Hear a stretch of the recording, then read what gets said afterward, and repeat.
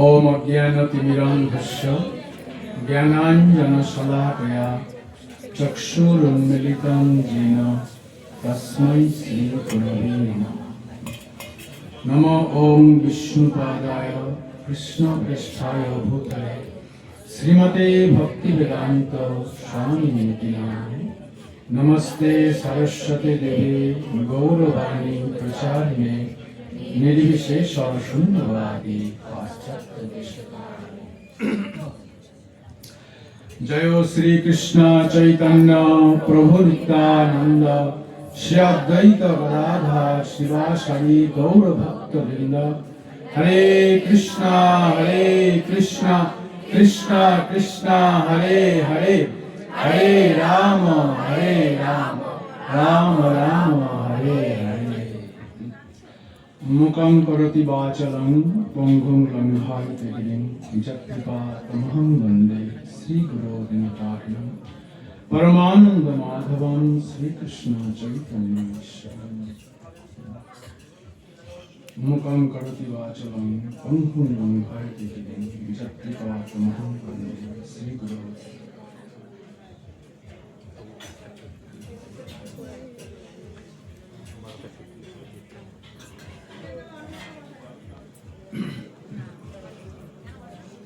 नारायण नमस्कृत्य नरं चैव नरोत्तमं देवीं सरस्वतीं व्यासं ततो जयो मुदीरये। नष्टप्रायेषु अभद्रेषु नित्यं भागवत सेवया भगवती उत्तमश्लोके भक्तिर्भवति नमस्ते। हरे कृष्ण। আজকের সরস্বতী পূজার বিশেষ পবিত্র দিনে বৈষ্ণব আগমন, বৈষ্ণব সেবার উদ্যোগ সভা, অত্যন্ত আনন্দের দিন। সবাইকে আমার সশ্রদ্ধ প্রণতার নিবেদন করে মা সরস্বতীর কাছে কৃপা ভিক্ষা করছি, তার গুণ মহিমা যেন বর্ণনা করতে পারি। হরে কৃষ্ণ। তো আমরা সাধারণত বঙ্গভূমিতে এই সরস্বতী পুজো ব্যাপারটা মনে করি যে এই স্কুলের ছেলেদের ব্যাপার, তাই না? তাই স্কুলের ছেলেরা, ছোট ছোট ছেলেরাই কেবল সরস্বতী পূজা করবে, ক্লাবে করবে, স্কুলে করবে। আর বড়রা যেমনকার তেমনি হাত গুটিয়ে বসে থাকবে, তাই না? হ্যাঁ, তাদের কোনো মাথা ব্যথা থাকে না। বাচ্চাদের যত সমস্ত রকমের চাপ, হাতে পয়সা নেই কিন্তু প্যান্ডেল করতে হবে, মাইক করতে হবে, আর ওই বিভিন্ন রকম ফল টল কিনতে হবে, প্রসাদ দিতে হবে, আর ফুল কিনতে হবে। তো ফুল কেনার ব্যাপারটা খুব সেন্সিটিভ, কারণ ফুলের দাম খুব বেশি থাকে। তো সেই জন্য বিশেষভাবে গ্রামের দিকে কি হতো, অন্তত আমার গ্রামের দিকে সময় সময় আমাদের দাবি পড়তো, মানে সেবার ভার পড়তো, বিশেষভাবে আমার উপরে পড়তে হচ্ছে ওই ভোরবেলায় গিয়ে সেই দূর থেকে আকুন্দের ফুল তুলে নিয়ে আসা।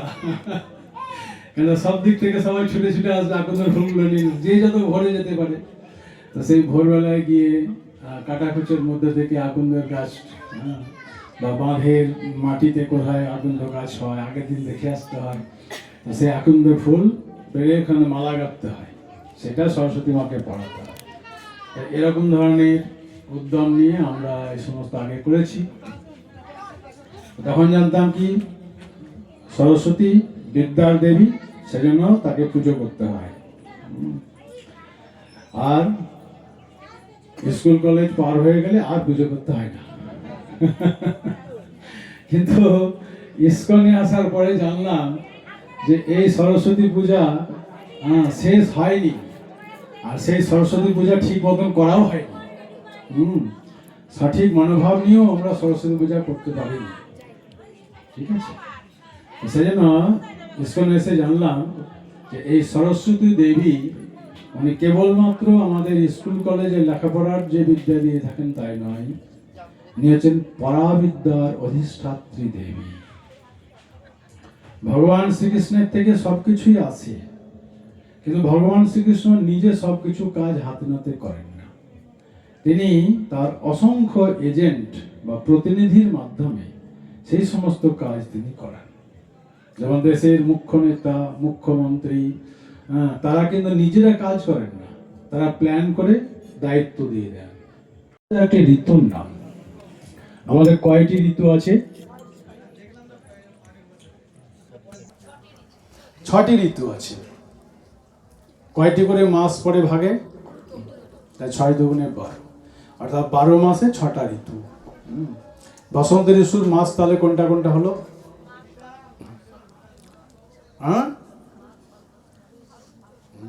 তাহলে কালচারের অভাব, তাই না?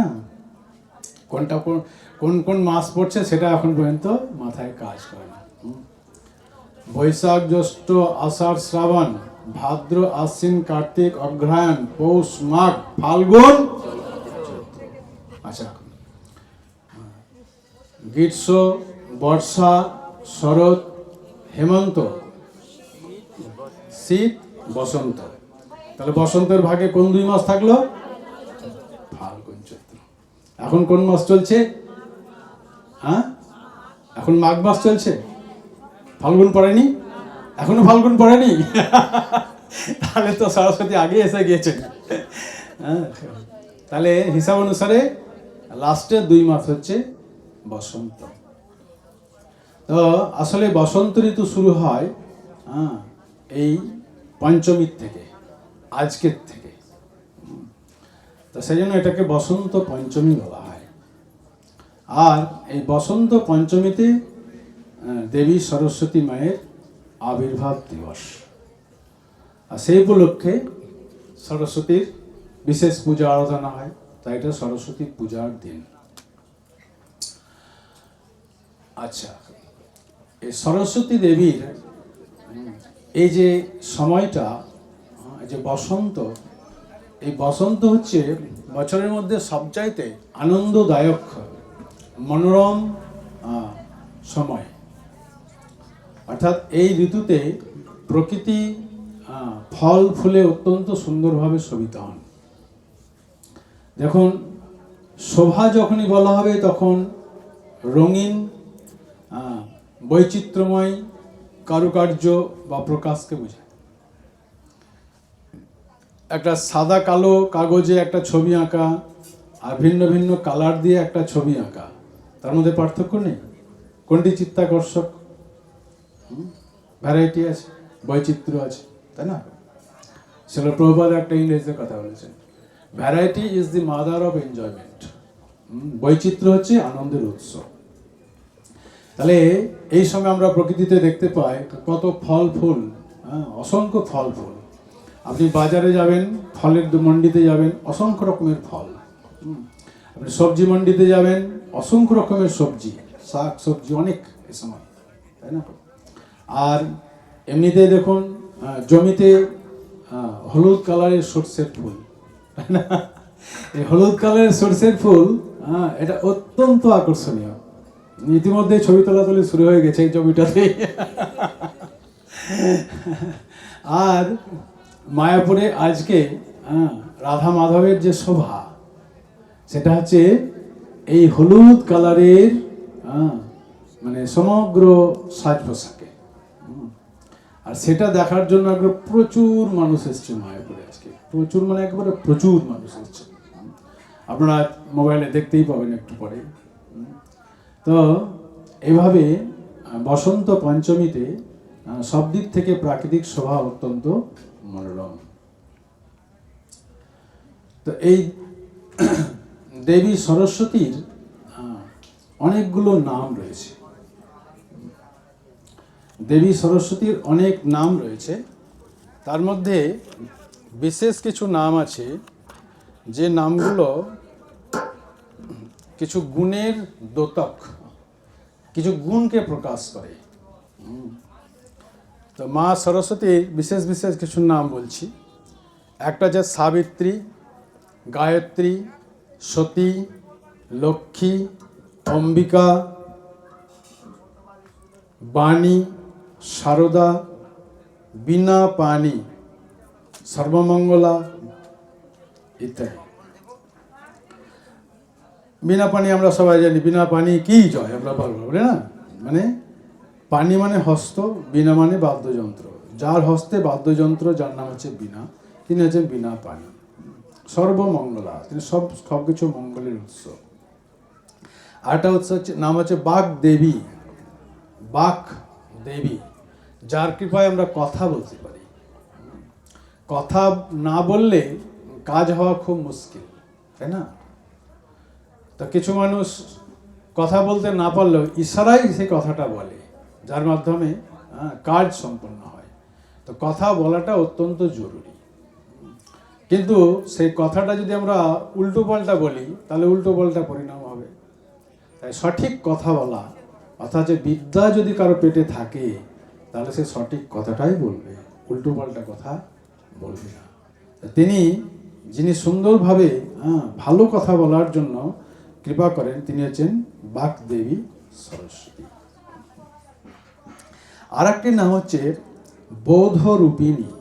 বোধ মানে জ্ঞান, কাণ্ড জ্ঞান, বোধ জ্ঞান। তো বোধ, যদি বোধ জ্ঞান না থাকে, তাহলে আমরা ভালো করার জায়গায় কিছু খারাপ করে বসি।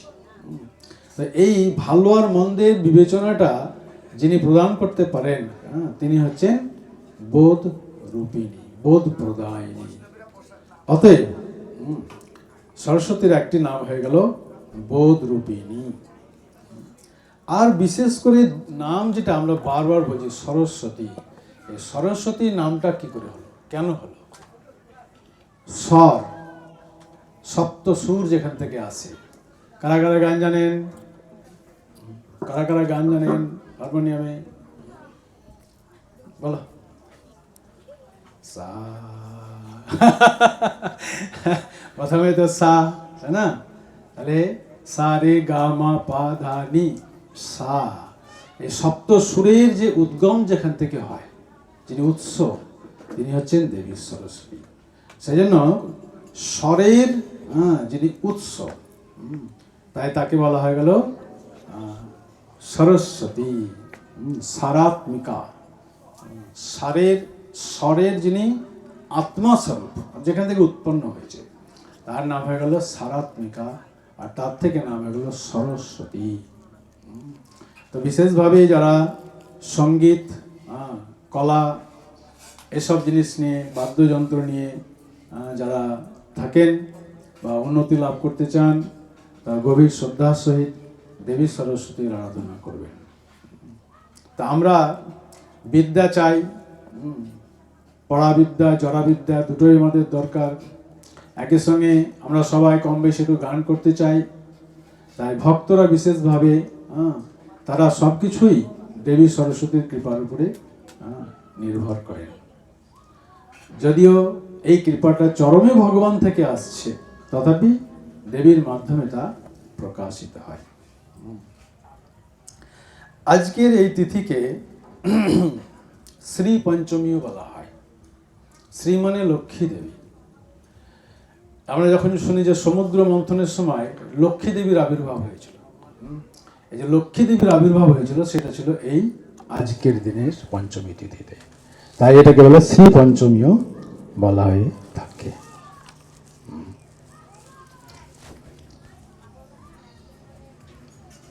আর একটা গুরুত্বপূর্ণ বিষয় আছে। ভক্তরা বিবেচনা করেন সবকিছুকে ভগবত ভক্তির আঙ্গিকে। তো যখনই আমরা কোনো দেবদেবীদের সম্বন্ধে আলোচনা করি, তখন আমরা দেখি যে ভক্তির সঙ্গে এটা কতটা যুক্ত আছে। তো সেইগুলোকে বৈষ্ণবেরা বিশেষভাবে হাইলাইট করে। কারণ শিবের বেশিরভাগ লীলা হচ্ছে ভগবানের সঙ্গে জড়িত। দেবী দুর্গার সমস্ত কাজকর্ম ভগবানের নির্দেশে সেই সঙ্গে জড়িত। বাস্তবিক পক্ষে দেবতারা প্রত্যেকেই ভগবানের নির্দেশেই সেই সমস্ত কাজকর্মই করেন। আর আমরা তাদের থেকে বিকৃতভাবে সেই ফলটা নিতে চাই। সেই জন্য বৈষ্ণবেরা ওই বিকৃত অর্থাৎ জড়জাগতিক মনোভাব সমন্বিত যে সমস্ত দিক, সেগুলিকে বৈষ্ণবেরা বর্জন করেন। অন্যথায় দেবতাদের সমস্ত কার্যকলাপ ভগবানের নির্দেশেই সম্পাদিত হয়। এবং দেবতাদের কার্যকলাপ ইন্দ্রদেবী ধরুন, ইন্দ্রদেবের কাজ হচ্ছে বৃষ্টি প্রদান করা।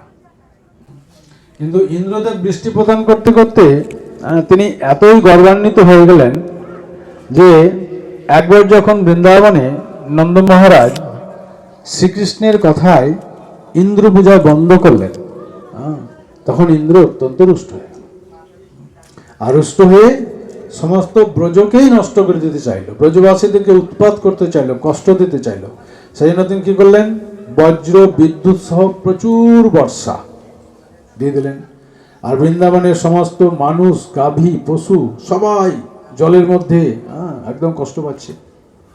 তো শেষ পর্যন্ত ভগবান কৃষ্ণ, বাচ্চা শিশু, 5-5.5 বছর, তখন 7 বছর।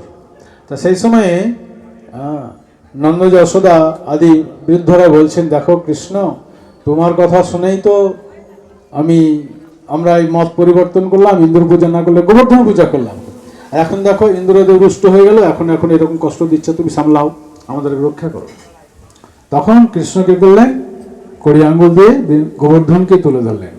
আর গোবর্ধনের তলায় সমগ্র বৃন্দাবনের পশু এবং মানুষের আশ্রয় পেয়েছিল। কিন্তু তথাপি ইন্দ্র এত রেগে ছিল, গোবর্ধন পর্বতের উপরে তিনি বজ্র দিয়েছিলেন। যদিও সেই বজ্রটা ক্ষতি করতে পারেনি, কারণ কৃষ্ণের স্পর্শ ছিল তার জন্য। কিন্তু পরিণাম কি হলো, ইন্দ্রদেব যখন দেখলেন যে আমি ব্রজের কিছুই ক্ষতি করতে পারিনি, তখন ইন্দ্র ভয় পেয়েছিলেন। তখন ইন্দ্র ভয় পেয়ে কৃষ্ণের কাছে ক্ষমা চাইতে এসেছিলেন।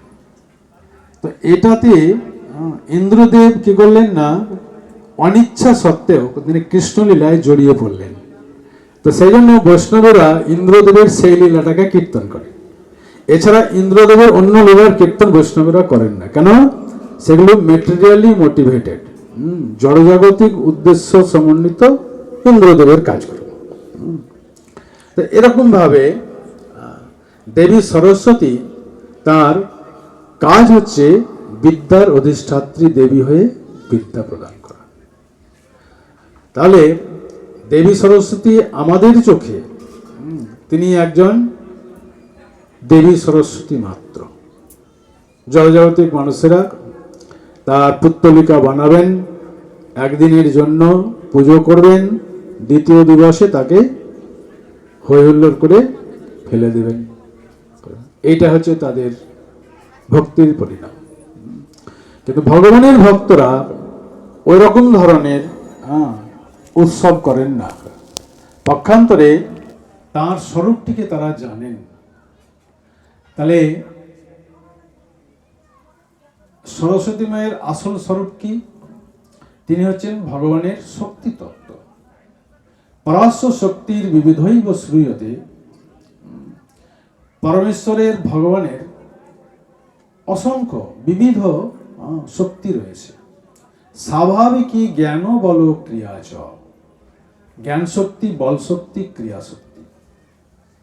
সেটিকে সরলভাবে বলা হয়েছে অন্তরঙ্গা শক্তি, বহিরঙ্গা শক্তি এবং তটস্থা শক্তি। তো অন্তরঙ্গ শক্তির মাধ্যমে ভগবান জীবজগৎকে প্রতিপালন করেন, আর বহিরঙ্গা শক্তি হচ্ছে তার ঠিক ছায়া বিশেষ, রিফ্লেকশন, প্রতিবিম্ব। তাই সেখানে তিনি অন্তরঙ্গা শক্তিকে প্রতিবিম্বিত করে এই জড়জগতে তাদের কোনো দায়িত্ব প্রদান করেন। তো দেবী সরস্বতীর আসল স্বরূপটা হচ্ছে তিনি হচ্ছেন ভগবানের শক্তির প্রকাশ। কারণ আমরা যদি তত্ত্বজ্ঞান ঠিক মতো না জানি, ভক্তি করছি খুব ভালো, কিন্তু তত্ত্বজ্ঞান জানলাম না, আর আমাদেরকে আর একজন ব্যক্তি এসে এমন কিছু বুঝালো এবং মালাটাই পার্কিং করে দেয়, এই মালাটা আলো জপে কি হবে? এরকম কত লোক আছে কি নেই? তার মানে আমি কেন তার দ্বারা প্রভাবিত হচ্ছি? যেহেতু আমি সঠিকভাবে ভগবানের তত্ত্বগুলিকে বুঝি না, তার সঙ্গে সম্পর্কিত যে সমস্ত মূর্তি আছে তাদেরকে আমরা বুঝি না, যার জন্য আমার নিজের অবস্থানটা না জানার ফলে আমি অন্যের দ্বারা প্রভাবিত হয়ে যাই। সেই জন্য বলা আছে তত্ত্বজ্ঞান বর্জিত কোনো ভক্ত যদি ভক্তি করে তাহলে সে যে কোনো সময় অন্যের দ্বারা প্রভাবিত হয়ে ভক্তিপথ থেকে বিচ্যুত হতে পারে। শ্রীল প্রভুপাদ এই ব্যাপারে অনেকভাবে বলেছেন যে ভক্তদের অবশ্যই তত্ত্বজ্ঞান জেনে থাকতে হবে। সেই জন্য ভক্তিবৃক্ষে এ সমস্ত কথা শেখানোর কোর্স আমাদের রয়েছে। তাই ভক্তদেরকে এগুলো শিখতে হবে, নিজের দায়িত্বে শিখতে হবে, সঙ্গদাসের মাধ্যমে শিখতে হবে। তাহলে শক্তি তত্ত্ব আমাকে জানতে হবে। প্রথম হচ্ছে বিষ্ণু তত্ত্ব, দ্বিতীয় হচ্ছে জীব তত্ত্ব, তৃতীয় হচ্ছে শক্তি তত্ত্ব, চতুর্থ শিব তত্ত্ব এবং পঞ্চম গুরু তত্ত্ব। এই কয়েকটা জিনিস আমাদেরকে জানতে হবে। পরমেশ্বর ভগবান আছেন, তিনি এবং তার অবতার সমূহ সবই হচ্ছে বিষ্ণু তত্ত্ব। রাম আদি মূর্তিষু কলা নিয়মেন অতিষ্ঠন নানা অবতারণ অকরত ভুবনেষু কিন্তু কৃষ্ণ স্বয়ং সমভবৎ পরমপমানজ গোবিন্দম আদি পুরুষম তম অহং ভজামি।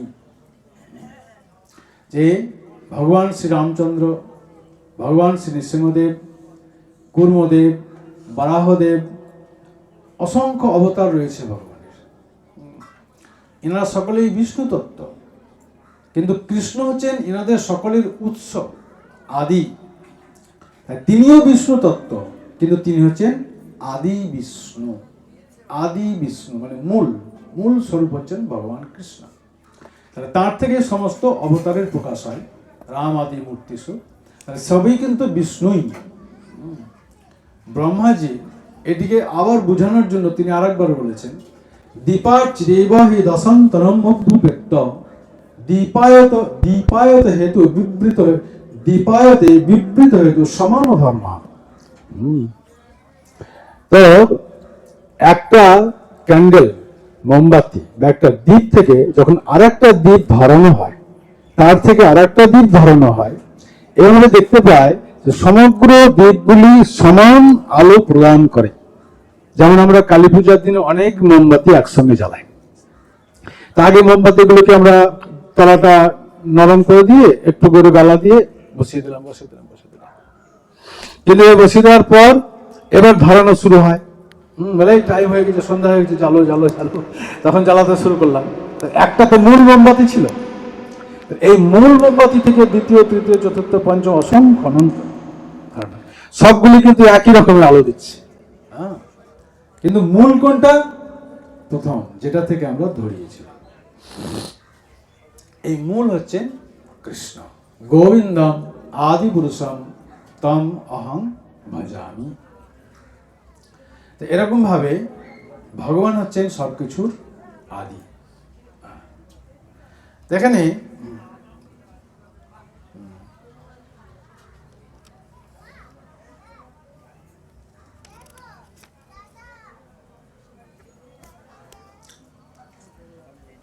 তো সেই ভগবান তিনি বহুভাবে তার শক্তিকে বিস্তার করে থাকেন। তাহলে বিষ্ণু তত্ত্ব সম্বন্ধে অল্প একটু বুঝলাম। এবারে শক্তি তত্ত্ব। যেমন শক্তি তত্ত্বকে আর একটা নাম বলা হয় স্বরূপ শক্তি। অর্থাৎ স্বরূপ শক্তিটা কিরকম? কৃষ্ণই অন্য একটা রূপে সেখানে দাঁড়িয়ে রয়েছেন, তার নিজের থেকে বিস্তার করে অন্য একটা রূপে দাঁড়িয়ে রয়েছেন। যেমন কৃষ্ণ, তার পাশে রয়েছেন বলরাম, তার পাশে রয়েছেন রাধারানী। তো এরকম ভাবে কৃষ্ণের যারা নিজের থেকে প্রকাশ, সেগুলো বলে স্বরূপ শক্তি। কৃষ্ণের বাবা মা, কে কৃষ্ণের বাবা মা হতে পারে? কৃষ্ণ তো আদি পুরুষ, তাই নাকি? কৃষ্ণের আর বাবা মা হবে কি করে? না, তিনি নিজেকে বাবা মা রূপে তৈরি করে দাঁড়িয়ে রেখেছেন। যেমন আমরা যখন দুর্গাপূজা আসে, এখন আপনারা জন্মাষ্টমী, রাধাষ্টমী করেন, সে সময় কি করেন? অনেক মন্না মিঠাই, লাড্ডু টাড্ডু, চাচি টাচি দিয়ে সন্দেশ তৈরি করেন না বাড়িতে? তা সে সময় কি হয়? আমি করতাম নিজে বাড়িতে দুর্গাপূজা আসলে।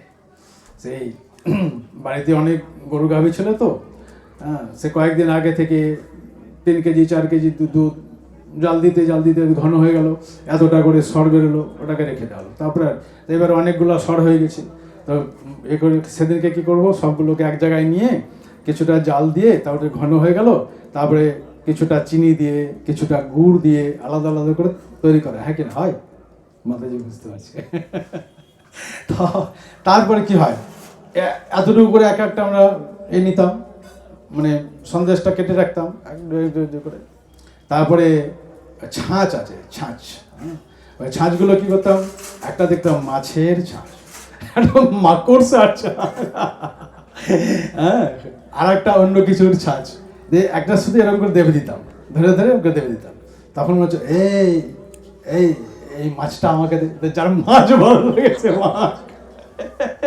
তো এরকম হবে এক একটা, কিন্তু সবগুলো কি আসলে হ্যাঁ মিষ্টি কি না? সবগুলি মিষ্টি। ঠিক সেরকম মা যশোদা, নন্দ মহারাজ, রাধারানী, হ্যাঁ, এই যে আদি স্বরূপে লক্ষ্মী, সরস্বতী, এনারা সবই হচ্ছেন শ্রীকৃষ্ণের শক্তি তত্ত্ব। এই শক্তি তত্ত্ব যখন এই জগতে ভগবান তার লীলা পুষ্টি করার জন্য বা এই জগৎকে পোষণ করার জন্য তিনি ব্যবহার করেন, তখন তারা ছায়া স্বরূপে সেখানে আসেন, অরিজিনাল স্বরূপে আসেন। যেমন দুর্গা দেবী কে? রাধারানীর ছায়া। দেখুন, রাধারানীর ছায়া। দুর্গা দেবীকে মহাপ্রভু বলছেন তুমি আমার নিজের। কিন্তু দুর্গা কি বলছেন, প্রভু আমি লজ্জিত আপনার সামনে যেতে, আপনি আমাকে এমন একটা কাজ দিয়েছেন জীবকে আপনার থেকে বিমুখ করে রাখা, এটা আমাকে আপনি সেবা দিয়েছেন, এই সেবা করে আমি অত্যন্ত লজ্জিত, তাই আপনার সামনে যেতে আমার লজ্জা হয়, আপনার জন্য ভালো কিছু করতে পারছি না। তো দুর্গা দেবী খুব অনুনয় বিনয় করলে মহাপ্রভু তাকে প্রবোধন দিচ্ছেন, হ্যাঁ তুমি চিন্তা করো না, তুমি আসলে রাধারানী, তুমি এই জগতে এসে তুমি আমার ছায়া হিসাবে রয়েছে। এই হচ্ছে ওই জগতের সঙ্গে এই জগতের পার্থক্য, বুঝা গেল? তাই প্রত্যেকটি ব্রহ্মাণ্ডে রাধাকৃষ্ণ আছেন, প্রত্যেকটি ব্রহ্মাণ্ডে রাধাকৃষ্ণ আছেন, প্রত্যেকটি ব্রহ্মাণ্ডে একটা করে কৈলাস ধাম রয়েছে, প্রত্যেকটি ব্রহ্মাণ্ডে দেবী দুর্গা রয়েছেন, প্রত্যেকটি ব্রহ্মাণ্ডে শিব রয়েছেন, প্রত্যেকটি ব্রহ্মাণ্ডে সরস্বতী দেবী রয়েছেন। তো তারা ঠিক ওই স্বরূপ শক্তির ছায়া হিসেবে এখানে কাজ করছে। তাহলে একে যদি জড়জাগতিক বিদ্যা লাভ করতে চায়, দেবী সরস্বতীর কাছে যথেষ্ট শ্রদ্ধাবান হয়ে তারা সেটা লাভ করতে পারে। আবার এই দেবীকে যদি বৈষ্ণবেরা প্রার্থনা করেন যে মাতা অনেক দিন হলো জড়জগতের শিক্ষা আপনার কাছ থেকে লাভ করেছে, এখন আপনাকে চিনতে পেরেছি, আপনি আমাকে কৃষ্ণের কাছে নিয়ে যেতে পারেন, আপনি আমাকে কৃষ্ণ প্রেম প্রদান করতে পারেন, দয়া করে আপনি আমাকে কৃষ্ণ প্রেম ভক্তি প্রদান করুন, সেই বিদ্যা প্রদান করুন। হরে কৃষ্ণ। তাহলে বৈষ্ণবদের দেবস্থানে যেতে কোনো অসুবিধা নেই, মনোভাবটা ঠিক থাকা দরকার। তাই আমি অন্তত সবাইকে বলি, যেখানে যেখানে আমার ক্লাস আছে, যে দুর্গা মন্দিরে আপনারা সবাই যাবেন, বৈষ্ণব বিভূষিত হয়ে যাবেন, বেশভূষা, তিলকমালা ইত্যাদি। আর সেখানে গিয়ে আপনারা দেবীর কাছে প্রার্থনা করবেন যাতে করে আপনাদের শুদ্ধ ভক্তি প্রাপ্তি হয় এবং মানুষের কিছু মঙ্গল হয়। আর সেখানে দুর্গা মণ্ডপে গিয়ে শিল প্রভুপাদের গ্রন্থগুলি প্রচার করবেন, অসংখ্য মানুষ আছে সেখানে। ঠিক আছে? তো এরকম ভাবে এই বসন্ত পঞ্চমীতে একটা বিশেষ কৃষ্ণলীলা সাধিত হয়, সেটি হচ্ছে শ্রীকৃষ্ণের রাসলীলা। আমরা জানি যে শ্রীকৃষ্ণের রাসলীলা হয় শরৎ পূর্ণিমাতে, তাই না? তা থেকে শারদীয়া রাসযাত্রা বলে। এছাড়াও এক বিশেষ রাসলীলা সম্পাদিত হয় বৃন্দাবনে, সেটি হচ্ছে এই বসন্ত পঞ্চমীতে। আজকে ভালো করে জেগে থাকবেন, দেখবেন কৃষ্ণের বাঁশিটা শুনতে পার কিনা। তা কি হয়, এই দুটোর মধ্যে একটু পার্থক্য আছে, এই পার্থক্যটা হচ্ছে যে শরৎ পূর্ণিমা রাত্রি হয়েছে, রাসযাত্রা হয়েছিল পূর্ণিমাতে, কিন্তু আজকে হচ্ছে পঞ্চমী, অর্থাৎ পূর্ণিমা এটি নয়। শরৎ পূর্ণিমাতে একমাত্র কৃষ্ণই কেবল পুরুষ হিসেবে সেখানে থাকেন, এবং সেটা বৃন্দাবনের বনে হয়। কিন্তু এই যে রাস আজকের দিনে, সেখানে কৃষ্ণ একা থাকেন না, কৃষ্ণের সঙ্গে তার কিছু বিশেষ পরিচর থাকে। আর এই লীলাটি হয় গোবর্ধনের পদদেশে, বিশেষভাবে সেটা চন্দ্রকুণ্ড বা চন্দ্র সরোবরে সেই লীলাটি হয়ে থাকে। তো আজকের দিনে দুইটি বৈশিষ্ট্য এই রাসলীলার মধ্যে প্রকাশিত হয়। একটি বৈশিষ্ট্য হচ্ছে রাসলীলা করতে করতে কৃষ্ণ একবার রাস ছেড়ে চলে যাবেন, সেখানে এক অদ্ভুত ঘটনা ঘটবে। আর আরেকবার রাস করতে করতে রাধারানী রাস ছেড়ে চলে যাবেন, তখন আরেক ধরনের ঘটনা ঘটবে। প্রথমটা হচ্ছে কৃষ্ণ রাস ছেড়ে চলে যাবেন। কৃষ্ণ যখন রাস ছেড়ে চলে যাবেন, তখন সমস্ত গোপীরা তাকে খুঁজতে থাকবে। খুঁজতে খুঁজতে খুঁজতে খুঁজতে কৃষ্ণকে দেখতে পাবে। গভীর বনের মধ্যে কৃষ্ণ চতুর্ভুজ নারায়ণ মূর্তি নিয়ে তিনি এইভাবে দাঁড়িয়ে রয়েছে। আর গোপীরা খুঁজছে রাসের কৃষ্ণকে, দ্বিভুজ মুরলীধর শ্যামসুন্দর কৃষ্ণকে খুঁজে বেড়াচ্ছে। তো খুঁজতে খুঁজতে যখন চতুর্ভুজ নারায়ণকে দেখতে পেয়েছে, তখন নারায়ণকে দেখে তারা বলছে, নারায়ণ দয়া করে আমাদের প্রণাম গ্রহণ করো, তুমি কি আমাদের কৃষ্ণকে দেখেছো এই পথ দিয়ে যেতে? তখন নারায়ণ বলছেন, এ কি কথা? আরে তোমার কৃষ্ণ তো দুই বাহু সমন্বিত, দ্বিভুজ, আর আমি দেখো চতুর্ভুজ। আমি কত উঁচু পুরু লম্বা, আমার গায়ে কত শক্তি, আমার হাতে শঙ্খচক্র গদাবদ্ধ, তুমি কি চাও আমার কাছ থেকে? তুমি আমাকে বলো।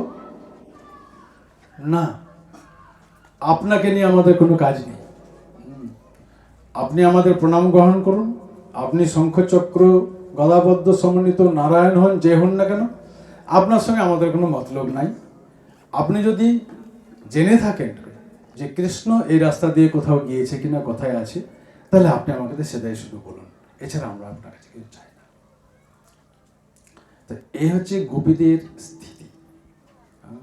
তো সবাই যখন এইভাবে নারায়ণকে নমো নারায়ণ, প্রণাম নারায়ণ, প্রণাম নিন নারায়ণ, প্রণাম নিন, গোপীরা চলে যাচ্ছে। লাস্টে যখন রাধারানী যখন পাস হচ্ছেন, তখন নমো নারায়ণ বলতে কৃষ্ণ কিন্তু আর ঠিক থাকতে পারেনি।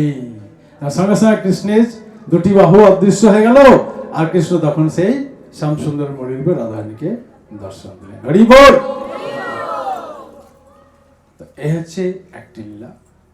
আর দ্বিতীয় ক্ষেত্রে কি হয়েছিল, রাস চলতে চলতে এইবারে কিন্তু রাধারানী অদৃশ্য হয়ে গেছে। এবার কৃষ্ণ রাধারানীকে খুঁজে বেড়াচ্ছে। কৃষ্ণ রাধারানীকে খুঁজে বেড়াতে বেড়াতে এতটাই কৃষ্ণ বিহল হয়ে গেছেন রাধারানীর বিরহে, যে রাধারানীর সেই তপ্ত কাঞ্চন বর্ণ, রাধারানীর সেই রূপের চিন্তা করতে করতে হঠাৎ করে কৃষ্ণ দেখছেন তার নিজের শরীর আর কৃষ্ণ বর্ণ নেই, তার নিজের শরীরটিও সেই রাধারানীর বর্ণ ধারণ করেছে। তখন কৃষ্ণ চিন্তা করছেন যে আমি অবশ্যই এই রূপ ধারণ করব, এই রূপ ধারণ করে আমি আসন্ন কলিযুগে আমি রাধারানীর মহিমা প্রচার করব। তাই তিনি কি করলেন? তাই তিনি সুবর্ণ বর্ণ হেমাঙ্গ বরাঙ্গশ্চন্দনাঙ্গদি সন্ন্যাসকৃত সম শান্ত শান্তি নিষ্ঠা পরায়ণঃ। তা সুবর্ণ বর্ণ হেমাঙ্গ অর্থাৎ রাধারানীর বর্ণ, রাধারানীর বর্ণটা কিরকম ভাবে বলা হয়েছে?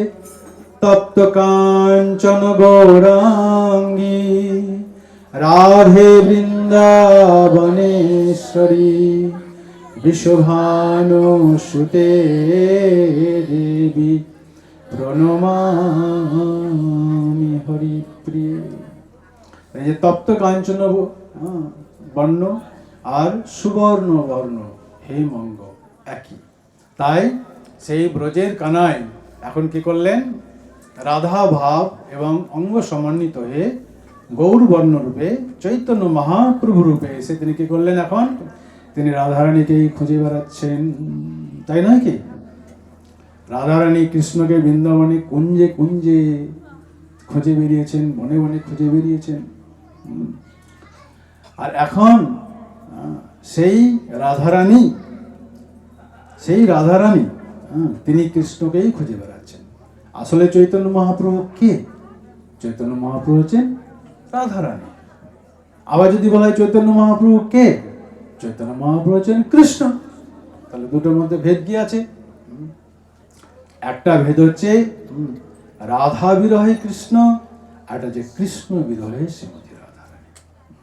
তাই শ্রীকৃষ্ণ চৈতন্য রাধা কৃষ্ণ নহে অন্য, অর্থাৎ শ্রীকৃষ্ণ চৈতন্য মহাপ্রভু হচ্ছেন রাধা কৃষ্ণের মিলিত রূপ। বোঝা গেছে? গৌড়ীয় বৈষ্ণব ভক্তরা যদি এই তত্ত্বটাকে না জেনে থাকেন তাহলে তাদের হরিনাম জপ সাধনা খুব একটা আন্তরিক হবে বলে মনে হয় না। এই তত্ত্বটা যদি কেউ জেনে থাকেন তাহলেই কেবলমাত্র আমরা মহাপ্রভুর কৃপা লাভ করতে সক্ষম হব। এই জন্য চৈতন্য মহাপ্রভু তিনি কি শিক্ষা দিচ্ছেন? হরিনাম মহামন্ত্রের জপ এবং হরিনাম মহামন্ত্রের কীর্তন, এই দুইয়ের মধ্যে যখন আমরা শ্রীকৃষ্ণকে আরাধনা করি তখনই আমাদের ভক্তিটা পরিপূর্ণতা লাভ করবে। তাই একমাত্র উপায় হচ্ছে এই হরিনাম সংকীর্তন করে আমাদের এই জীবনকে ভক্তিময় করে তোলা। তো যাই হোক, এরকমভাবে এই বসন্ত পঞ্চমীতে বৃন্দাবনে আজকে রাসলীলার দিন, যা গোবর্ধনের পাদদেশে চন্দ্র সরোবরে আজকের তিথিতে হয়ে থাকে। তো দেবী সরস্বতী সম্বন্ধে আমরা এতটুকুই জানার চেষ্টা করলাম। আজকে আমাদের বৈষ্ণব তিথি বিশেষভাবে রয়েছে, কয়েকজন বৈষ্ণবের তিথি রয়েছে, আবির্ভাব তিথি, বিশেষ আবির্ভাব তিথি। কত মিনিট সময় আছে বলো তো? ডেটটা বাজছে কি? 15 মিনিট টাইম আছে। ঠিক আছে। আজকে আমাদের বিশেষ আচার্য ছিল রঘুনাথ দাস গোস্বামী এবং ছিল পুণ্ডরিক বিদ্যানিধি মহাশয়ের শুভ আবির্ভাব তিথি। আগে ছিল পুণ্ডরিক বিদ্যানিধি মহাশয়ের কথাটি বলি। এই ছিল পুণ্ডরিক বিদ্যানিধি, তিনি পূর্ববঙ্গে আবির্ভূত হয়েছিলেন এবং তিনি জমিদার পরিবারে জন্মগ্রহণ করেছিলেন, তাই তিনি জমিদার ছিলেন। তার অন্তরে ছিল কৃষ্ণ ভক্তি, আর বাহ্যে তিনি জমিদারের মতন আচরণ করতেন, অর্থাৎ তিনি জমিদারের মতন বিলাস করতেন। তার জীবনটা একদম বিলাসবহুল একটা জীবন ছিল, কিন্তু অন্তরে ছিল শুদ্ধ কৃষ্ণ ভক্তি। তাই পঞ্চতত্ত্বের অন্যতম গদাধর পণ্ডিত, যিনি হচ্ছেন রাধারানীর প্রকাশ, তাই আমরা শক্তি তত্ত্ব বলি। তো রাধারানীর প্রকাশ এই পঞ্চতত্ত্বের অন্যতম গদাধর পণ্ডিত, তার ইচ্ছা হয়েছে যে পুণ্ডরিক বিদ্যানিধি নামে এক মহান বৈষ্ণবের নাম শোনা যাচ্ছে, তো তাকে কিন্তু কোনোদিন আমি দেখিনি। তো আমার একটু ইচ্ছা যদি পুণ্ডরিক বিদ্যানিধিকে একবার দর্শন করতে পারতাম। তো পাশেই ছিলেন মুকুন্দ মহাপ্রভু, আর এক পার্শ্বদ। তো বললেন তাহলে চলো আজকেই যাই। বলে চলুন তাহলে। তো দুজনে গিয়েছেন। পুণ্ডরিক বিদ্যানিধির প্রাসাদে যখন পৌঁছেছেন, দেখছেন পুণ্ডরিক বিদ্যানিধি জমিদারের যে মানে তার যে রাজপ্রাসাদ, সেই প্রাসাদের ভেতরে একটি জায়গায় তিনি দোল খাচ্ছেন, একটা দোলনাতে বসেছেন। সেই দোলনা অত্যন্ত রেশমের কাপড় দিয়ে গদি করে সেটাকে সুন্দরভাবে ব্যবস্থা করা আছে, এবং পাশে পানির পিক ফেলার মতন পানদানি রয়েছে। দুই দিকে দুজন দাসী চামড় ঢুলাচ্ছে, আর উনি এরকম করে দোল খাচ্ছে। তো গদাধর মন ভাবছেন যে বৈষ্ণবের কাছে যাব মানে সাধারণ বেশভূষা হবে, নিশ্চয় জটাজুট চুল থাকবে, দাড়ি টাড়ি থাকবে, হ্যাঁ, বৈরাগী বৈরাগী মনে হবে, শুকনা শুকনা মনে হবে। এরকম ভাবটা তার মাথার মধ্যে ঢুকেছিল। কিন্তু হঠাৎ করে যখন পৌঁছালেন তখন দেখছেন, আরে বাবা, কি বৈষ্ণব! মুকুন্দ প্রভু কি বৈষ্ণব দর্শন করাতে নিয়ে আসলেন! এই যে এর বিস্ময় ভোগী, তো এর বৈষ্ণব কোথায়? এ তো ভোগী। হ্যাঁ, মুখে বলছেন না, মনে মনে সেটা ভাবছেন। তখন আসলে কি হয়, face is index of mind. মুখটা হচ্ছে মনের প্রতিবিম্ব। তো মুখটা তার কেমন একটা হয়ে গেছে, বৈষ্ণব দেখতে আসলাম, বৈষ্ণব কি একটা উল্টো পাল্টা সব। মুকুন্দ যিনি নিয়ে এসছেন তিনি পাশে দেখতেছেন, হ্যাঁ, এ তো মুখ শুকনো হয়ে গেছে, নিশ্চয় গন্ডগোল হয়েছে, বুঝতে পারছে না ওকে। তাহলে কি করে একে বুঝানো যাবে? তখন তিনি কি করলেন, শ্রীকৃষ্ণের বৃন্দাবনের যে লীলা, সেই লীলার থেকে তিনি দুটি শ্লোক শোনালেন। এই দুটি শ্লোক শুনিয়েছিলেন, আর সেই শ্লোক দুটি শুনে পুণ্ডরিক বিদ্যানিধির হৃদয়ের মধ্যে সেটা প্রবেশ করে গেল, আর সঙ্গে সঙ্গে তার কৃষ্ণ লীলার উদয় হয়ে গেল। তিনি কৃষ্ণের বৃন্দাবনের লীলার ভাবে বিভোর হয়ে গেলেন, এবং সঙ্গে সঙ্গে তিনি বাহ্য চেতনা হারিয়ে ফেললেন, এবং তিনি হা কৃষ্ণ বলতে তিনি একদম ওই দোলনা থেকে পড়ে গিয়ে গড়াগড়ি দিতে লাগলেন। তা কৃষ্ণ প্রেমের বিকার হয়ে গেল তার মধ্যে। এই দুটো শ্লোক সকলের জেনে থাকা দরকার। একটা যে শ্রীকৃষ্ণের যে সৌন্দর্য, তার যে রূপের বর্ণনা, সেটা শ্রীমদ্ ভাগবতমের দশম স্কন্ধে রয়েছে। বর্হা পিরং নটবর বপু কর্ণয় কর্ণিকার। অর্থাৎ আমরা যেটা বলি, দ্বিভুজ মুরলীধর শ্যামসুন্দর পীত বসন পরিহিত, কানে কনিদ্দল কুঞ্চিত কেশদাম ইত্যাদি ইত্যাদি, সেইটা সুন্দর করে শ্লোকের মাধ্যমে সুখদেব গোস্বামী ভাগবতে বলেছেন। এটা শ্রীকৃষ্ণের অপূর্ব রূপের সৌন্দর্য কথা প্রকাশ পেয়েছে। আর একটা গেয়েছেন যে পুতনা তাকে বিষ দিয়ে মারতে এসেছিল, কিন্তু সেই কৃষ্ণ পুতনাকে তিনি মেরেছেন ঠিকই, কিন্তু তাকে মায়ের গতি প্রদান করে বৃন্দাবনে পাঠিয়ে দিয়েছেন যশোদার পাশে। তা এই এত করুণা, এই দুটি শ্লোক, একটা যে কৃষ্ণের রূপের সৌন্দর্য, আর একটা যে কৃষ্ণের করুণার কথা। নিজের শত্রুকে, নিজের যে হত্যাকারী এসছে, তাকে কি আপনি প্রশংসা করবেন নাকি কোনো পুরস্কার দেবেন? তো কৃষ্ণ তাকে মেরে দিয়েছেন ঠিকই, কেননা সে মারতে এসেছিল কৃষ্ণকে, এখানে দোষ নাই। কিন্তু এত কিছু পরেও কৃষ্ণ তাকে তার মাতৃগতি প্রদান করেছিলেন। তো সুখদেব গোস্বামী বলেছেন যে এত দয়ালু কৃষ্ণ ছাড়া আমি আর কার শরণাগত হব, কোন বা দয়ালু শরণাগত। এই দুটি শ্লোক শুনে পুণ্ডরিক বিদ্যানিধির বাহ্য চেতন হারিয়ে গেল। কৃষ্ণ প্রেমে তার কৃষ্ণ স্মরণার্থ তিনি কৃষ্ণ প্রেমে গড়াগড়ি দিলেন। তখন এই গদাধর পণ্ডিত উনি বুঝতে পারছেন, আরে আমি এতক্ষণ তো ভুল বুঝেছিলাম, আমি তো ভেবেছিলাম তো বিষয়ই একবার মাত্র কৃষ্ণের লীলার একটা শ্লোক শুনেই তার মধ্যে এত কৃষ্ণ প্রেম জেগে গেল, এ তো মহাবৈষ্ণব। আমার তো অপরাধ হয়ে গেছে, তাহলে কি হবে এখন? শেষ পর্যন্ত মুকুন্দ প্রভু তাকে ফিরিয়ে নিয়ে আসলেন, এবং মুকুন্দ প্রভুকে উনি বলতে লাগলেন, প্রভু আমার তো অপরাধ হয়ে গেছে, আমার তাহলে কি হবে? মহাপ্রভুর কাছে সেই কথা পৌঁছালো। গদাধর বললেন, প্রভু আমার তো আজকে এরকম অপরাধ হয়ে গেল, কি হবে তাহলে আমার? মহাপ্রভু বললেন, দেখো, যদি কোনো মহান বৈষ্ণবের চরণে অপরাধ হয়, সেক্ষেত্রে অপরাধ স্খলন করার একটি মাত্র গতি আছে, মহাভাগবতের চরণ অপরাধ হলে। সেটা কি? তার কাছে গিয়ে দীক্ষিত হলে, অর্থাৎ নিজেকে তার কাছে বিক্রি করে দিতে হবে। দীক্ষিত হওয়া মানে কি? আমার সর্বোচ্চ গুরুর কাছে দিয়ে দিলাম, গুরু যেমন চালাবে তেমনি চলতে হয়। তো একমাত্র উপায় হচ্ছে তুমি তার কাছে গিয়ে দীক্ষা গ্রহণ করো, তাহলেই তোমাকে এই অপরাধ থেকে মুক্তি হবে।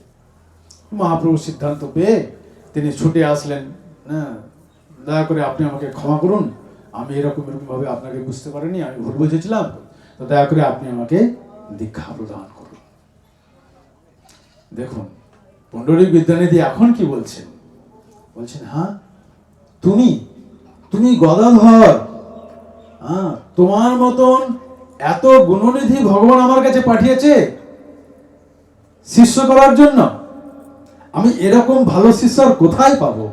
হ্যাঁ, এই বলে সঙ্গে সঙ্গে তাকে দীক্ষা প্রদান করেছেন এবং সঙ্গে সঙ্গে তিনি শরণাগত হয়েছেন আর তার সমস্ত অপরাধ থেকে তিনি মুক্ত হয়ে গেছেন। নিতাই গৌর প্রেমানন্দে।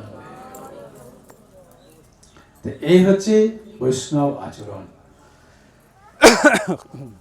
আর এই পণ্ডিত বিদ্যানিধি আসলে কে?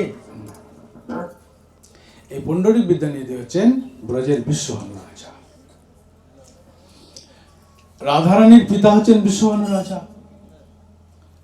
আর চৈতন্য মহাপ্রভু এখন রাধারানী ভাবে রয়েছেন।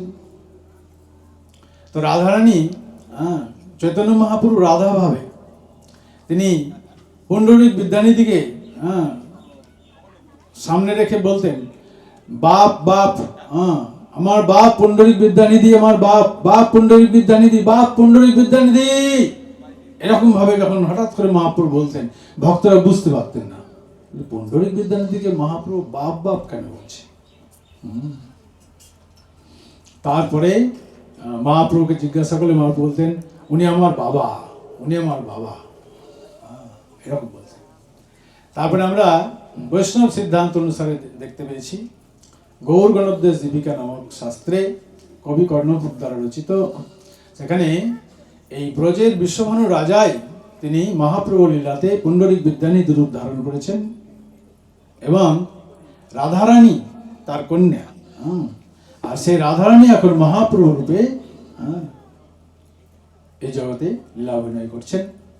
তাই আগে ছিলেন পিতা এবং পুত্রী, আর এখন হয়ে গেল গুরু এবং শিষ্য।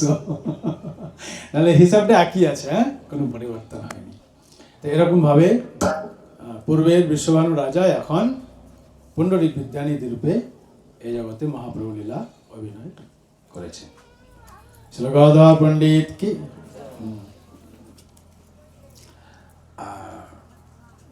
শ্রী পুণ্ডরিক বিদ্যানিধি মহাশয় কি। আর একটি বিশেষ আচার্য ছিল রঘুনাথ দাস গোস্বামী। এই রঘুনাথ দাস গোস্বামীর আজকে আবির্ভাব তিথি। রঘুনাথ দাস গোস্বামী হচ্ছেন আমাদের ষড় গোস্বামীর অন্যতম। শ্রীরূপ শ্রী সনাতন ভট্ট রঘুনাথ, শ্রীজীব গোপাল ভট্ট দাস রঘুনাথ, এই যে রঘুনাথ দাস গোস্বামী। এই রঘুনাথ দাস গোস্বামী ছিলেন পূর্বে যেটাকে হুগলির সপ্তগ্রাম বলে চিহ্নিত করা হতো, সেই আদি সপ্তগ্রাম নামটা এখনো আছে। সেই আদি সপ্তগ্রামের ওইখানে গঙ্গা ছিল, সেখানে একটা বন্দর ছিল।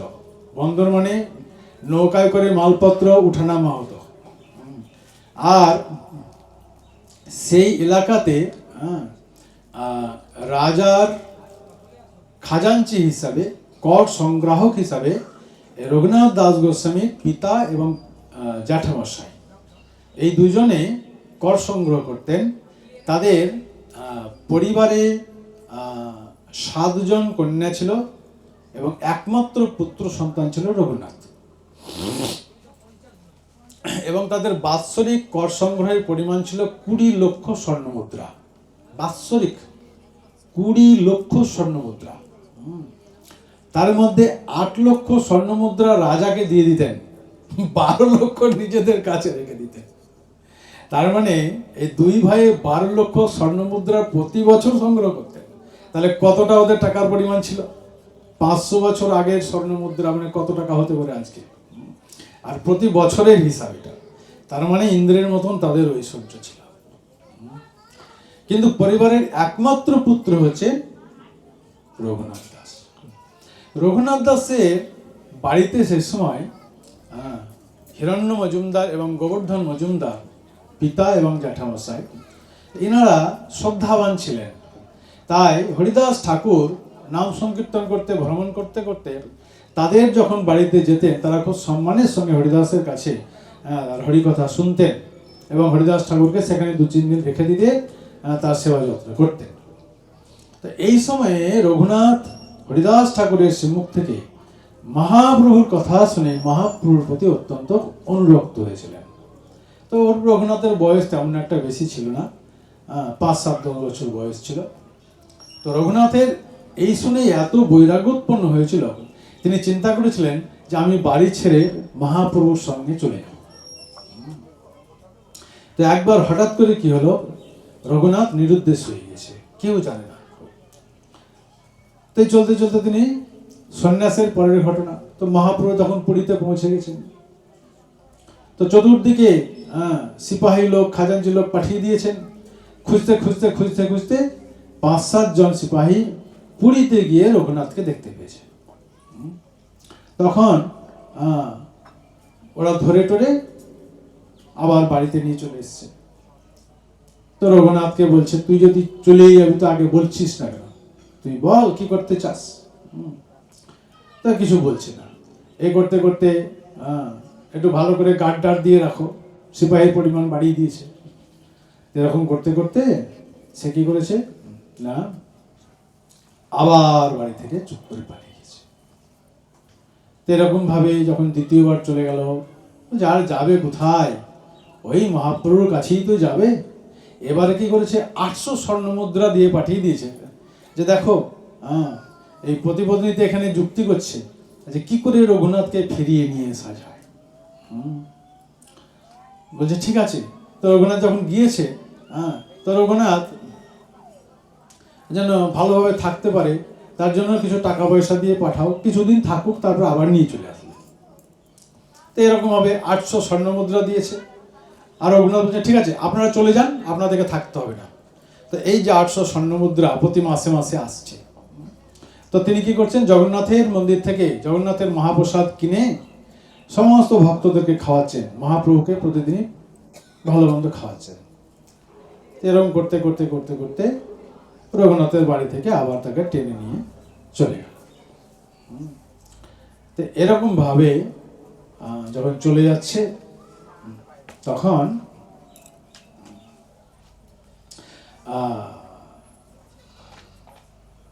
নিত্যানন্দ প্রভু তখন পানিহাটিতে অবস্থান করছিলেন, অনেক ভক্ত নিত্যানন্দ প্রভুর সঙ্গে। তো নিত্যানন্দ প্রভু শুনেছেন যে রঘুনাথ নামে এই জমিদারের ছেলে ও ডাইরেক্ট মহাপ্রভুর কাছে চলে যাচ্ছে। আরে আমি নিত্যানন্দ মহাপ্রভুর প্রতিনিধি, আমার কাছে আশীর্বাদ না পেয়ে সে তুই কি করে ডাইরেক্ট মহাপ্রভুর কাছে যাবি, এটা তো হতে পারে না। তো রঘুনাথ যখন ফেরত আসছেন পুরীর থেকে, তখন দূর থেকে দেখতে পেয়েছেন যে অনেক উঁচু ঢিপিতে নিত্যানন্দ প্রভু নীল বসন পরে, অপূর্বতার কেশদাম সমন্বিত বিশাল শরীর আর প্রচুর ভক্তমণ্ডলী বসে আছে। তো রঘুনাথ দূর থেকে দেখে নিত্যানন্দকে প্রণাম করছে। তখন ভক্তরা বলছেন, নিত্যানন্দ প্রভু ওই দেখুন রঘুনাথ আপনাকে প্রণাম করছে। বলছে ও হ্যাঁ হ্যাঁ, ওকে ডাক, কাছে ডাক। বলে নিত্যানন্দ প্রভু ডাকছেন, এই চোরা এদিকে আয়, আয় আয় চোরা, আজই তোর এই পরিমদণ্ডন। তো রঘুনাথ দাস গোস্বামী কি করলেন, তিনি নিত্যানন্দ প্রভুর কাছে গেলেন, বললেন প্রভু কি দণ্ড দেবেন আপনি, আমাকে দণ্ড দিন, আপনি যা দণ্ড দেবেন আমি তাই মাথা পেতে নিব। তখন বললেন দেখো আমার সম্পত্তি হচ্ছে গৌরাঙ্গ, আর আমার পারমিশন ছাড়া তুমি গৌরাঙ্গের কাছে চলে যাচ্ছ, কি করে সম্ভব? তাই তুমি আমার সম্পত্তি চুরি করেছ, তাই আমি তোমাকে দণ্ড দেব। বউ বলুন কি দণ্ড দেবেন? বলে দেখো এই যে আমার গণ হাজার হাজার ভক্ত, এদের সকলকে এই সকালের ব্রেকফাস্ট খাওয়াতে হবে, তোমাকে চিরা দই খাওয়াতে হবে। সেই সময় বললেন প্রভু আপনার আদেশ, দণ্ড আমি মাথা পেতে নিলাম। বলে সঙ্গে সঙ্গে তার সঙ্গে যত লোকজন ছিল বললেন আপনারা সকলে চলে যান গ্রামে, এবং সবাইকে বলে দিন যত চিরা দধি মন্ডা মাঠো যা কিছু আছে, হ্যাঁ মানে মিষ্টি দ্রব্য দধি দই সমস্ত কিছু নিয়ে এখানে নিয়ে আসতে। তো সবাই নিয়ে আসতে লাগলেন এবং ঘোষণা করে দিলেন রঘুনাথ দাস যে যারা আসবে তাদেরকে ন্যায্য দাম যেন দেওয়া হয় এবং তাদেরকেও যেন নিত্যানন্দপুর প্রসাদ যেন দেওয়া হয়, ভাড়ে করে তারা আবার প্রসাদ যেন নিয়ে যায়। এরকমভাবে দূর দূর থেকে গ্রামের লোকেরা তখন আনতে লাগলো। বিশাল একটা যে মহোৎসব হয়েছিল তার নাম হচ্ছে পানিহাটি চিরাদধি মহোৎসব। তো সে কথা আপনারা সবাই জানেন। তো সেই নিত্যানন্দপুর কৃপা আশীর্বাদ পেয়ে গেলেন। বাড়িতে যখন পৌঁছেছে তখন স্বামী স্ত্রী যুক্তি করে কি করেছে, তারা বিবাহ দিয়ে দিয়েছে। এবার যদি বিবাহ দিয়ে দেওয়া যায় তাহলে সংসারী হয়ে যাবে, আর যেতে পারবে না। কিন্তু সংসারী হলো বটে, রঘুনাথের মন কিন্তু সংসারে নেই। তো এরকম ভাবে চলতে চলতে একদিনকে তার পূজারীর মাধ্যমে তিনি বিবাহের পরেও তিনি চলে গেলেন মহাপ্রভুর কাছে। তখন মা বলছেন যে এইবারে রঘুনাথকে ধরে নিয়ে এসে লোহার শিকল দিয়ে বাঁধতে হবে। তখন তার পিতা বলছেন, দেখো রঘুনাথের মা, ইন্দ্রসম ঐশ্বর্য অপ্সরসম স্ত্রী যাকে বাঁধতে পারলো না, আর তুমি নাকি তাকে এটা লোহার শিকল দিয়ে বাঁধবে, এটা কি করে সম্ভব? চৈতন্য চন্দ্রের কৃপা যার প্রতি একবার হয়েছে তাকে কি আর কোনো কিছু দিয়ে বাঁধা যায়? সংসারে কোনো বন্ধন তাদেরকে আর বাঁধতে পারে না। তাই আপনারা যারা চৈতন্য মহাপ্রভুর ভক্ত হয়েছেন তাদেরকে আপনাদের মায়ের বন্ধন কোনোভাবে বাঁধতে পারবে না। তাই বড় প্রেমানন্দে। তো এইভাবে রঘুনাথ দাস গোস্বামী তিনি মহাপ্রভুর কাছে পৌঁছে গিয়েছেন। আর মহাপ্রভু রঘুনাথের এই অবস্থা দেখে রঘুনাথকে তিনি স্বরূপ দামোদরের হাতে দিয়ে দিলেন। স্বরূপ দামোদর হচ্ছেন মহাপ্রভুর মুখ্য সেক্রেটারি সচিব। তো স্বরূপ দামোদর আন্ডারে থাকতে থাকতে কয়েকদিন মহাপ্রসাদগুলি কিনে কিনে খাওয়ালেন। তারপরে কয়েকদিন পরে আর আসছে না। তো বেশ কয়েকদিন পরে মহাপ্রভু খোঁজ নিচ্ছেন যে স্বরূপ, আরে রঘুনাথ তো আমাদের খুব ভালো ভালো জগন্নাথের মহাপ্রসাদ খাওয়াচ্ছিল, কি হলো আমরা তো মহাপ্রসাদ পাচ্ছি না, রঘুনাথ তো আর আমাদেরকে পাঠাচ্ছে না, কি ব্যাপার? প্রভু এখন আর ওই মহাপ্রসাদ ও আর পয়সাটা সব বাবার কাছ থেকে নিচ্ছে না, সব ফেরত পাঠিয়ে দিয়েছে। আর তাহলে ও চলছে কি করে? না এখন সে সিংহদ্বারে জগন্নাথের সিংহদ্বারে লোকের কাছে ভিক্ষা করে খায়। আচ্ছা, ভিক্ষা করা ভালো, ঠিক আছে। তার কিছুদিন পরে মহাপ্রভু খোঁজ নিচ্ছেন স্বরূপের কাছে, স্বরূপ এখন রঘুনাথ কেমন আছে, কি দিয়ে ওর চলছে, ও ভিক্ষা টিক্ষা করছে তো? না মহাপ্রভু, এখন আর স্বরূপ ও আর ভিক্ষা করে না। তাহলে চলছে কি করে? না কিছুদিন তারপরে সে ভিখারিদের লাইনে বসেছিল। তাহলে কি হলো সেটা?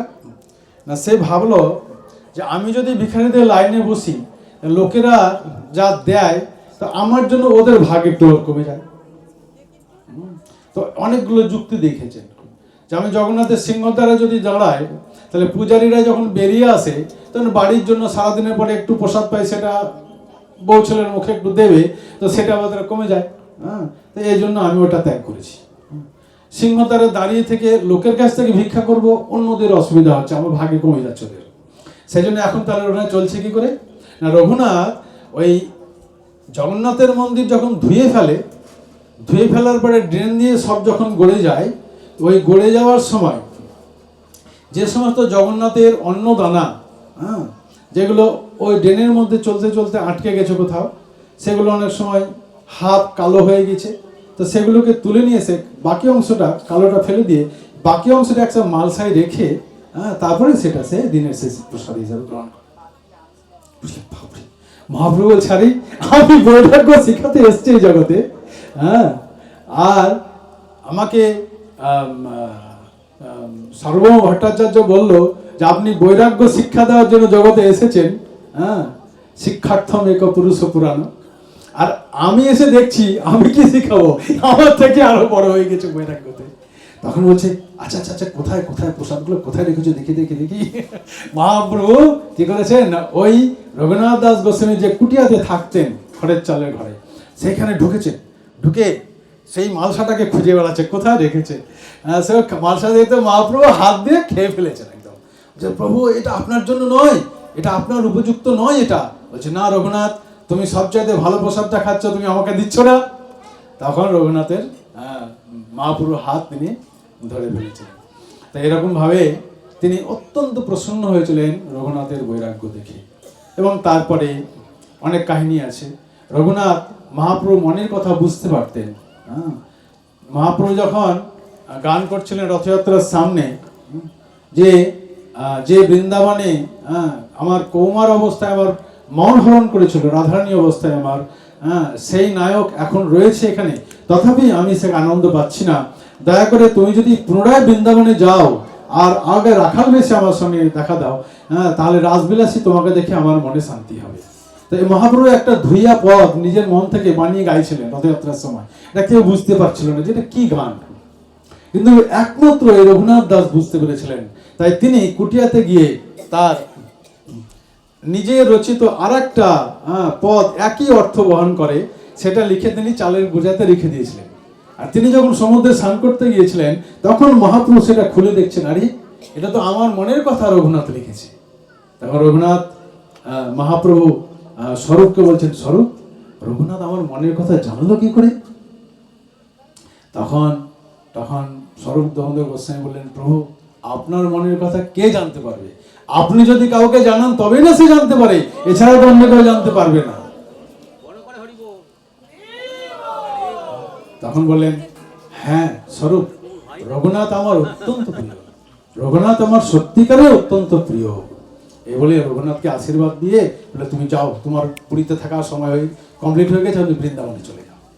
বৃন্দাবনে যখন গিয়েছেন, রাধাকুণ্ডে ছিলেন। তো রাধাকুণ্ড আবিষ্কার হওয়ার পরে মহাপ্রভু যখন ভ্রমণ করতে গিয়েছিলেন, তখন ধানের জমিতে মহাপ্রভু নিচু জায়গা, জলা জায়গা থেকে ধানের জমিতে বসে এরকম ভাবে জল দিয়ে স্নান করছিলেন। তখন ভক্তরা জিজ্ঞাসা করলেন, প্রভু এটা কি?